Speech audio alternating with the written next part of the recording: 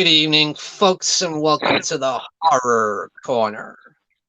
I'm your host, Sean Patrick Urshan, and I'm here with a very special guest this week, the lovely, the talented Miss Sandy Johnson. Hi there. Welcome to the show. Thank you. Happy to be here. And, of course, Sandy is the star of the immortal classic, my favorite movie of all time, Halloween. And you might not know this, I'm a Halloween nerd. Yeah, I'm one of those guys. Nothing wrong with that. Not to me, anyway. To some people. Well, let's get into it then. First question I have for tonight is, were you surprised at the fan base that Halloween has? Surprised is a mild word. I was extremely surprised to learn that Halloween had such a fan base. I had no idea. Oh yeah, it's really grown over the past 10 years, I would say, big time. Yes, I think it is. It's still growing. Yeah, and it grows with each movie that comes out. And each child that's born. Yeah, I know, right? Uh, Halloween nerds like me have children, and then they become Halloween nerds. Absolutely. Another one I was gonna say is recently embraced the convention scene, and how has your experience been in meeting with all the horror fans? It has basically changed my life. Wow, I love the conventions. I've had the best time. I have met so many new friends and just the best people ever. So, yeah, I'm totally addicted to cons and I can't wait for the next ones always to go see everybody and see old friends and make new friends. So, yeah, it's awesome. do you hang out with a lot of the other stars of like horror movies and stuff? Not really. I see them at the conventions. I live in Texas, so I don't live close to any of them. But at the conventions, we always get together and it's just like a family reunion. So it's lots of fun. That's awesome. Do you ever see any of the other like stars from the Halloween movies and stuff? Well, of course, I saw Jamie Lee Curtis at the 2018 um, premiere in 2018. She was there. So that was fun. I got to see her and John Carpenter. So, and of course, I got to see the other stars from 2018. So that was a great party. At Very the cool. at the cons that I'm going to now, of course, I usually see PJ and Nick Castle and just all the ones from the original. So it's lots of fun. That's awesome. Got my Halloween shirt here. Yeah, there you go. That's a good had to one. show, I had to show that off. Oh wow, that's great. You meet with all the people from the original film too. That's really cool. I do. They're super nice. Yeah. So as I say, so now that Halloween is pretty much universally recognized as one of the great horror films of all time, and that wasn't always the case really. It kind of took a while to earn that reputation, and just wondering, why do you think it might have taken so long to people realize? Mm, my guess is the growth of the internet has really helped because with all the fan groups that are on there, people all over the world, those things will pop up on their social media. and someone will say, well, you really ought to watch this film. It's a great one. So then someone in the UK watches it and puts it into their social media. And so, yeah, I think social media has had a lot probably to do with it. Yeah, I agree. They have a lot of outlets now for all the fans to go to and show each other things, tell each other about the different movies and all that. Yeah, makes it fun. It's a great point. They have that big, the first big one I saw was like the HalloweenMovies.com. They had the official Halloween message board, and that was like a huge thing. And where was that? It's on the site HalloweenMovies.com, which is like the official site for the franchise. Oh, And then okay. that has like a message board where people blog all about, Oh, okay. yeah, a lot of fun. We got a lot of people in the chat here. 13 people in the chat. Welcome. Hi, everybody. Thanks for coming. So let's talk about a little about your career in film, and did some modeling. You had some great success there, and you landed some early roles in movies like Jokes My Folks Never Told Me, Gas Pump Girls, and Hots. Can you tell me a little bit about your experience, breaking into the film industry? Sure. I was a drama dance person throughout school. I did modern dance, jazz. I choreographed modern dance, was in acting classes, acting clubs, plays. So that was a huge interest while I was in school. Then I got an agent, and I was actually cast in Jokes My Folks Never Told Me because of a Southern accent. They wanted a Southern accent because it was a farmer's daughter. And I had spent many years on farms and such, coming from Texas. So that's why I got that job. And it was a fun shoot. I mean, it was just funny. At the time, the jokes were edgy. Now, of course, Yeah. they're not that funny anymore. But at the time, that was like, whoa, did you hear what they said? So that was kind of fun to do. And then I believe Gas Pump Girls might have been next. And that one was just a hoot to do. I mean, everybody there was having a good time. It was done with almost, a lot of girls as the main characters. Not a few guys, but a lot of scenes with a lot of girls. So that was fun. And it still has a lot of followers. It's still a popular movie with some of the people that like those old drive-in B movies. And I actually like it too. It's a fun one. And then Hots was a sorority film. So again, it was actually in Gas Pump Girls, I was in it with Kirsten Baker from Friday the 13th, second one. So she Love was just that one. adorable. Yeah, and she was just adorable. So we had a lot of fun shooting that. And then Hots was two groups of sororities. I was in the stuck up, snobby sorority. And we just played a lot of tricks on each other. And just, again, it was a lot of fun. We enjoyed both of those. And then, of course, Halloween. So, yeah, I was lucky to be in some fun films with some nice and talented people.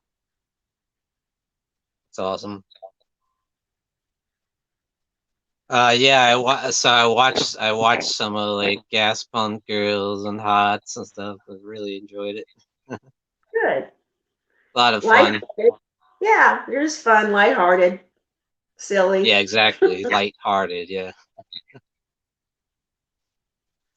So we'll get to the big one now. Can you tell me a little bit about your audition for Halloween 1978 and how you landed the role of Judith Myers?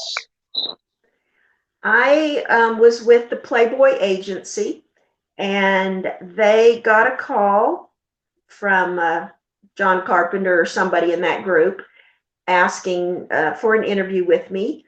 So I went to a house that was there in the Pasadena neighborhood. Don't know exactly which house, but they were interviewing in a residential neighborhood.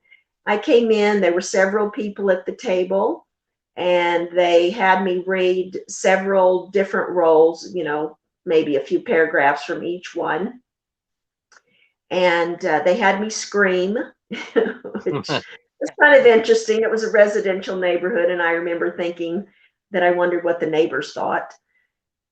And I left, I thanked him, went home, and I think it was maybe the next day, my agent called me and told me that I had got the role of Judith Myers. So I said, yay. So you read some of the lines from like some of the other girls' characters? I did. I read some lines from all of the characters. Cool. I just thought you were the perfect Judith. Yes. It's such an iconic role. Did it seem like kind of a when you were on this set, like kind of a smaller production at the time? Or? It was a very small production. Most of the people there were doing multiple jobs. They, some of them, I think, were just friends of John Carpenter and Deborah Hill. So I think they had some friends that were just coming in to help out. So yeah, it was a small production. I think a lot of them were friends. So it was fun. That's cool. Bunch of kids. Yeah. Yeah. And of course, I think John Carpenter pretty much picked Jamie Lee because of her mom, Janet Leigh. Right. Big Psycho fan. Yeah, probably so. And she turned out to be a great actress. Yeah, she sure did. Yeah. And so you were a very successful Playboy centerfold. You spent time at the mansion. Can you tell me a little bit about that experience and landing that opportunity? Yes, I was very excited to be a playmate. They treated you like royalty. I mean, they really did. They were very good. Playboy was very good to the girls. I worked with some outstanding photographers on beautiful sets. They took me to Chicago, and they at the Chicago mansion. I don't think they have the mansion anymore, but when they did, there was like a pool that you could sit around a bar, and it was underneath, like to the side of the pool. So when you were sitting there, you could see people's legs and stuff. So you were basically level with the middle section of the pool. And then and behind you, there was a bowling alley. And the Playmate Suite was behind a hidden door. So it was just quite a place, quite a magnificent place. It was right on the lake in Chicago. So that was fun. And then in the LA mansion, more laid back, but quite beautiful. It had a big building that was nothing but a game room. So they had pool and video games and just a big party place. Then they had a zoo. He had a zoo license, so you could go out and walk through the zoo area. And there was a beautiful pool with a waterfall, and it had a cave underneath. You could swim into the cave and have drinks brought out to you, whatever you wanted. I mean, it was just an amazing place for someone like me who had grown up in Texas and was pretty much just a country girl. It was all quite impressive. So yeah, it was a lot of fun. The parties were great and just a good time. Great. And wow, I didn't know there were two mansions. Yeah, there was. The original was where he lived in Chicago, and then he bought the one in I can't remember if it was Beverly Hills, or it was a very nice area. I forget exactly what the neighborhood's called. And he had them both for a long time. And did you get to meet Hugh Hefner? Oh, yes. Many times. Very nice. Yeah, he seemed like a nice guy. Yeah, he was. Quite an elaborate setup.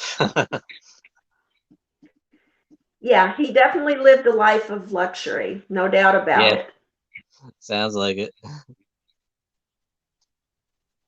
So yeah, I was gonna say, so Judith Myers is a very important character in the Halloween franchise. I would say she's iconic. She's the sister of Michael Myers and his first victim.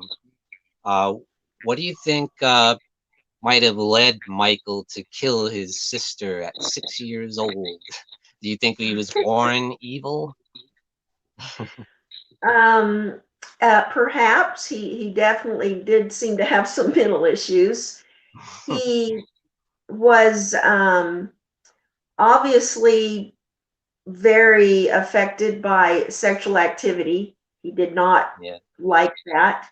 I don't Mhm. think he liked um, me probably not giving him attention and stuff. He felt neglected, maybe angry that I had a guy there instead of just being with him. So I think, yeah, I think he was definitely um, emotionally sick, and that just kind of was fed into by some of the other things that seemed to annoy him. That's a great point. Great analysis there by Miss Sandy Johnson. I love it. That makes total sense. That's perfect description that I would think. Yeah. Of course, I suppose it's open to interpretation, but Yeah, that's probably the greatest thing about Michael is he's totally open to interpretation with his yeah, mask. Uh, yeah, he's whatever you want him to be. like a blank slate, they say. Yes. That's one of the coolest things about him that I really enjoy in the films. That he's mysterious. Yep. He's everyone's individual nightmare. Right, right. That's a perfect way to say it. So I noticed that, like on your site, which is where I first saw you and saw a lot of the really cool photo shoots that you've done recently, like as the Judith Myers character, and you did some with Michael Myers and like Michael in the background, or like him trying to get you, or, and uh, and some from the Myers house. I noticed. Was that North Carolina? Like the It replica is. house? Yeah. Yeah. The it's the duplicate of the original house, and I actually stayed there for 3 days and stayed in Judith's room. So that was awesome. I had a good time. You sit by like the chair by the window. Was there like a little setup like that? He actually doesn't have the inside of the house set up. Originally, I guess her room was like that, but then there's a bookcase and stuff in there, but it was still very cool. It's a nice replica, especially on the outside. Though very accurate. It is, yeah, it's beautiful. It went off of the original blueprints and everything. It's quite an Yeah. amazing house. He has a unbelievable collection of horror memorabilia. I mean, it's crazy, beautiful inside with just so many things. So you met the owner, and he's like a huge, massive fan. Say that again. So did you meet the owner and the designer of the house? Was he a huge Halloween fan? Oh yeah.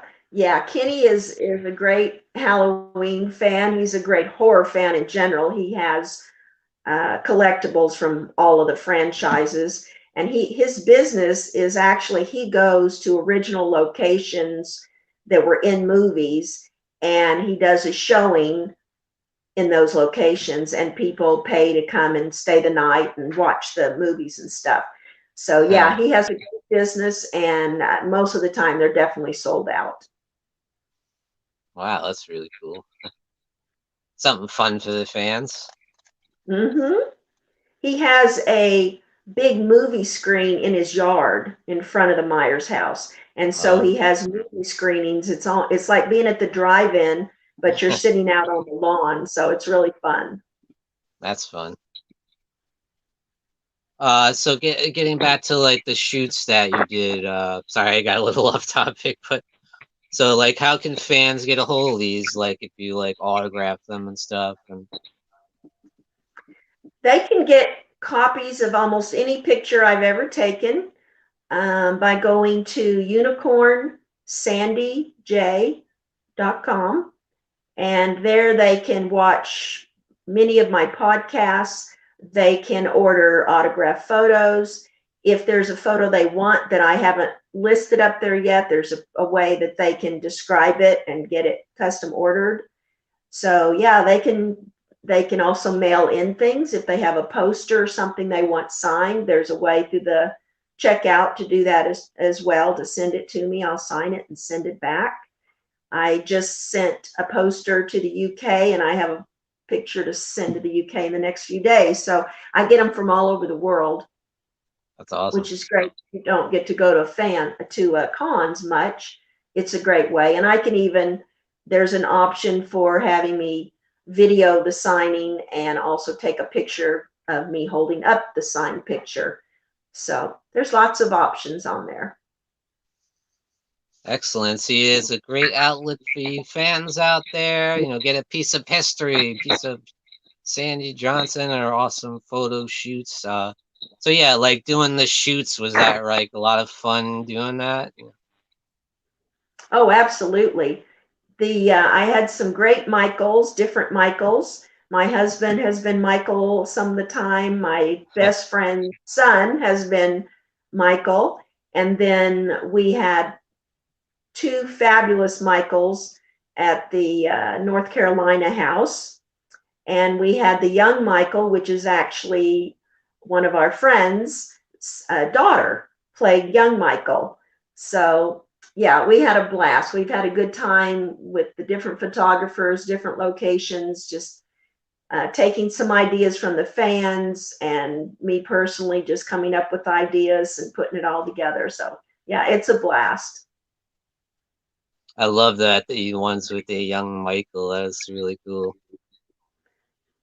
Yeah, I figure that's since most of the Halloween, of course, is usually about the adult Michael. I thought, it'd be really fun to just do some stuff with the young Michael. And Paige, the little girl that did Michael, just did a great job. She was so good. Definitely a great job. And I noticed some of the like the Michaels had some had like the classic '78 mask. Some of them had the 2018 one. Like covered all the grounds. Yeah, they all had their favorites. So they're two very different sizes. Anybody that's into masks knows that the 2018 is very small compared to the 78.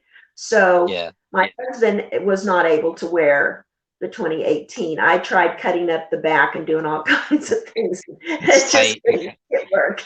So I've had to have other people do that one. It's actually my favorite mask. I love the 2018 mask. So I definitely wanted some stuff with it. So I had to get other Michaels to do that one.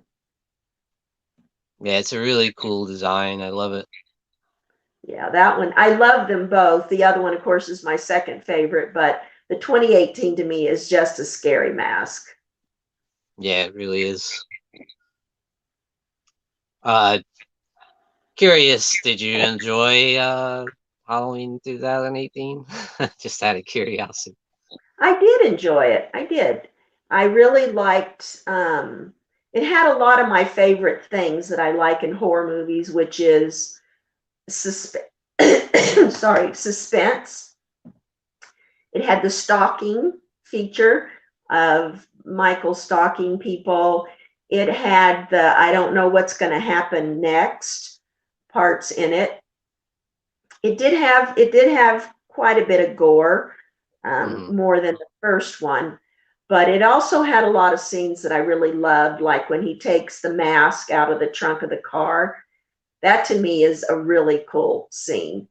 And also when he's at the sanitarium and they're all the inmates are like stamping the floor and stuff, and that just creeped the hell out of me. So that's the kind of stuff I like. It had a lot of those just really creepy things, and I liked the house that that had the house design that you could go down and the kitchen island would move over it and all of that. I just Oh thought that yeah, was, I liked the house. underground bunker thing. Yeah, I liked that. That was cool. Yeah, that's my favorite when there's something about that scene when he grabs the mask out of the car and just like slams the hood down. It's like, oh snap. Yeah, yeah, He's that's a real back. good, great photography. Yeah, it really is. So I noticed you have an upcoming film role there. It's called Volp's Lust for Revenge. I Tell me a do. little bit about that. Yeah, it's a Hungarian film, and there was a prologue that was just called Volps, the prologue, and the director sent it to me to watch, and I loved it. I thought it was really good. The acting was good. The story was good. It's about a man who gets revenge on people who abuse animals. And as a real animal lover, I related to it. But yeah, so I really loved it, and I got back to him. I said, "Yeah, it's fabulous. The scenes, the acting, the story. I love it." So he said, "Well, how would you like to do a cameo in part two, which is called The Lust for Revenge?" So I perfect. So we did. I shot it here at a friend's house, and it'll be inserted in the film. I think it's gonna be shot maybe in March. So hopefully by later in the year it'll come out and we'll see how it went. But I expect it to be Awesome. good. Awesome. Can't wait. Yeah. And then there's another film that I actually was supposed to shoot last October in the UK, and we all know what happened to 2020. So Yeah. if For the Love of Horror happens in the UK this year, then hopefully I will get to go there and then shoot the film afterwards. And that film, the working title is Creeps at the Gym. And I actually have a fairly good role in it. It's more than a cameo, so I'm looking forward to that one. Ooh, nice. So you got a little Yeah, more substantial role in that one, huh? I do, and it's a fun role. I like the role. Very cool. So, guys, Sandy's got a couple big projects coming out. Be sure to check those out. And any other upcoming appearances you want to plug or anything? Any other things you'd like Well, to promote? um, they can go to my IMDb page, and I have some reels there that they can watch, some acting reels. I just did um, a monologue. It is a horror monologue that I did a couple days ago, and my acting coach is actually getting it ready to put up on my IMDb. So it should be up there probably in a week or so. But there's some other stuff there they can watch. There's a comedy and a serious one. There's some clips from my movies. So if they'd like to do that, it's kind of fun. I also have Days of the Dead in Vegas coming up on May 14th through the 16th. So that'll be a Excellent. con. Yes, so I'm looking forward to that. I have definitely missed seeing the fans. So, and I love Vegas. So these are both good things. 2-for-1 And then special. in July, the last weekend in July, if all goes well, I will be at Chicago Flashback. So again, another chance to visit with the fans, and I can't wait. Excellent. You got a lot of appearances coming up. Yes, hopefully there'll be more. That's fun. Cody in the chat from H&S Collectibles mentioned the Days of the Dead one. He actually asked about that. Good. Yeah, it should be a good one. I'm definitely looking forward to it. And I think cons, a lot of them are still being scheduled, most of them after July. So there's going to be, I think, a lot of choices and maybe even multiple choices on the same weekend. So they may have decisions to make. Mm. Are you so you're like itching to get back out there, you know, in the world, you know? I am. I am so tired of, Mm. I mean, social media has been great. It has definitely kept me in there and kept me interacting with the fans and stuff. But there's nothing quite like really being there with people. Yeah, I definitely miss that. And it's so great to have you in the social media community and seeing you in some of the horror groups and things, seeing you out there, you know, embracing the fans. That's really cool. Yeah, I've enjoyed it. I was at Texas Frightmare a couple years ago, and several of the fans said, you need to get a Facebook or Instagram or something so we can see you besides just at cons. So I took their advice and did that, and it was great advice because I've had just a blast with it, and I have so many people now that I care about on there. I've never met them, but I know their stories and I know their struggles, and um, it's just nice to be a part of their lives. And I just have to say that that opening scene in Halloween just gives me chills every time I watch it. It's so brilliant, like it's terrifying. Yeah, it's a good one. John Carpenter's wonderful, no doubt about it. He's the greatest. Like when the camera goes around the house and then you see you through the window on the couch and then he goes upstairs. Yeah, it was such an unusual scene for that time period. I mean, that was using a camera like that was so new. And I Yeah. remember that the crew was so excited about using the camera. You know, they were just, yay, we're going to do it. And they were just, it had a lot of new skills associated with it. So I just remember there was a lot of excitement over the ability to look almost like someone was walking around the house and looking in the window and up the stairs. That was an interesting technique that they were pretty excited about. And even like the sound too, like not just the amazing music, but like say for example when you see her Michael grab the knife out of the drawer and like get that you know like amazing. Yeah, that whole opening scene is really good. Yeah. And all right, guys. With that being said, I already see we have some questions in the chat. So shall we open the floor for some questions in the chat? Yes, we should. All right, what do you got, guys? So I saw. So David's Horror says, has Sandy been approached by David Allen Green about doing any appearances in upcoming Halloween films? So has anybody from like the films approached you at all? From Halloween. No, my agent has approached them.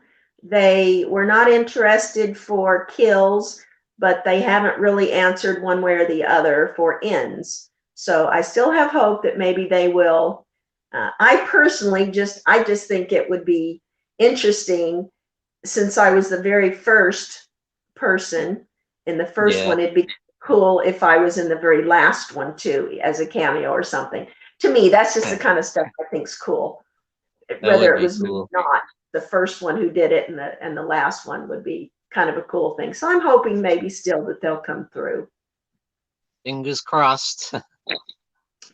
Fingers crossed. I saw that they did use your scene though in 2018. They did. They did Yeah, the Perry flashback. that was pretty cool. Yes, Let's see. I was excited about it. Yeah. Let's see. We have David also says, what are your, well, we kind of already went over that. For years, he was seen as kind of an enigma, whereby fans wondered what happened to Sandy Johnson recently, as you were starting to do horror cons. The pandemic hit. That's from David's Horror. So what's the question? Well, I think what he's getting at is how you kind of weren't around for a long period of time in like Okay. the horror community. Right. I was a teacher for most of my life and very involved with education, getting a undergraduate master's and then a PhD. So I was just in another world for many, many years and hadn't even thought about acting or Halloween or any of that until my current agent, who'd been looking for me for about 8 years, finally found me and reintroduced me to all of this, which I'm quite grateful for. And he's a wonderful man and agent. That's Rick Enrique. He's awesome. But yeah, I was gone for a long time. So in just another universe, just an education universe. And Yeah. that's all over now. And I'm back. Well, glad to have you back. And I'm glad to be back. So Night Watch Zone asks if you have seen all the Halloween movies and what you think of how Michael has been portrayed in the sequels. I have seen everything but the Rob Zombies. I am not a big fan of over the top gore. So, yeah, I'm more into psychological, creepy, just that kind of stuff. Not so much just, blood and guts everywhere. So I have not actually seen his versions. The others I have definitely enjoyed the different styles, and most of them have been still had the stalking and the suspense, and of course the John Carpenters are my favorites, but I've enjoyed the others too. They've had some good parts. Danielle Harris is great. I enjoyed Nice. her parts, so yeah, they've been good. Oh yeah, definitely. She's become a beloved character in the franchise. Yes, very talented. Absolutely. Let's see. So I was gonna say, yeah. If you think about it, Halloween barely has any blood or gore. It's all about the style of direction and the suspense. It's not about the blood. Right. Yeah, I think the John Carpenter part of that is what makes it so great, because he's so talented and he just managed to put all of that talent into a horror film and just make it different than the others. Yeah. And that's one of the things that's so great about separates it from a lot of the kind of straightforward slashers. Right. Yeah, his is definitely unique. Yeah. Well, they did kind of set some of the templates for those a little bit, like with the final girl thing and the. Right. That's true. But hey, gotta start somewhere.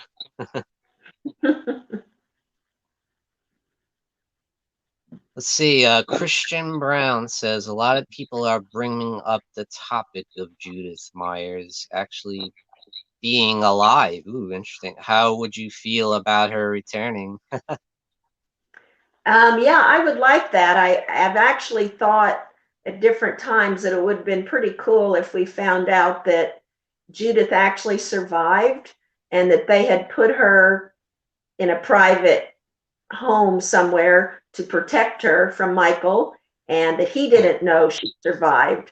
So years later, he then discovers that she actually survived the attack, so he comes after her. So I've always thought that would be a cool one. That would be a lot of fun, wouldn't it? Pretty cool. You're like, And it wow, would she's work for still my age. alive. Yeah. Let's see, we have any other questions, guys? I think Cheetah, let's see.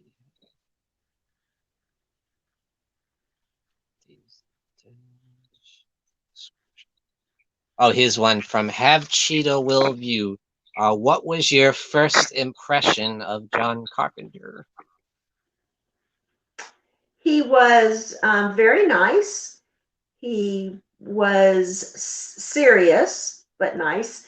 He was involved as far as giving direction and making sure you understood what he was looking for.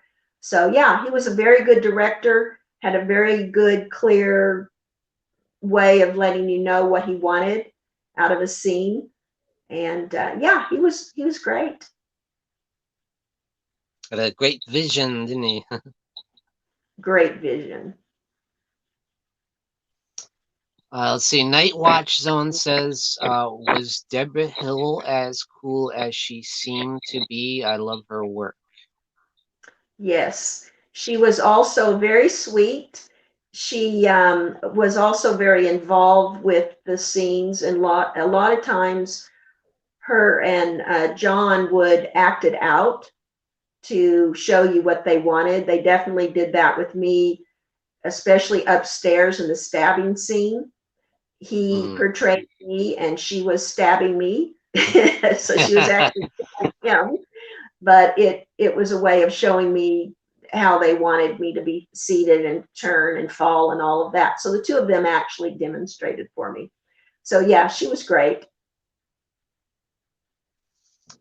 Yeah, I believe she wrote like all like the female dialogue of like the girls. Yeah, she had very good vision as well, and ways of portraying that of what she wanted and what they wanted. Yeah, I feel like that's felt very natural too, and that's probably why. Yeah, it was a fun scene for sure. So all right, let's do one more. So David says, has Sandy had a chance to meet some of her castmates from the first movie? Did she spend time on set with Jamie Lee Curtis, or was her scene basically like a wrap? Jamie Lee was on set with me. She was not acting, but she was just there during that visit because I remember talking to her in the trailer and stuff. The other people I don't think were there. David Kyle and I think that Will Salmon was probably there, but I think that's it as far as that time. I really didn't meet the rest of them until we went to see it at the theater after it was released in 78. I remember seeing them there, and then I'm not sure I saw them again until well, of course, John Carpenter and Jamie Lee I saw at the premiere, but the others I met at Halloween 2018 con in Pasadena. That was the first time I saw all of them again. That's pretty cool. You got a chance to meet them because you didn't get to originally. Right. Yeah, it was a lot of fun, and I really enjoyed visiting with them at the cons because normally we're all sitting close together signing autographs, and PJ is normally right next to me, and she's just such a sweet, sweet lady and so fun. She seems to be, yeah, very bubbly. Cool. Mm-hmm. So Sandy, just want to say thank you so much, and everyone in the chat saying thank you so much for answering the questions, and that you're very gracious, and I really appreciate you coming on the Horror Corner today. Well, you're welcome, and thank them for tuning in. I appreciate it. So thanks so much, Sandy Johnson, everyone, from the original Halloween, Judith Myers herself. Give a round of applause. Thank you. All right, guys, so that'll do it for this episode of the Horror Corner. So everyone tune in and stay scared. Good night, everyone. Good night. Thanks, everybody. Have a great one.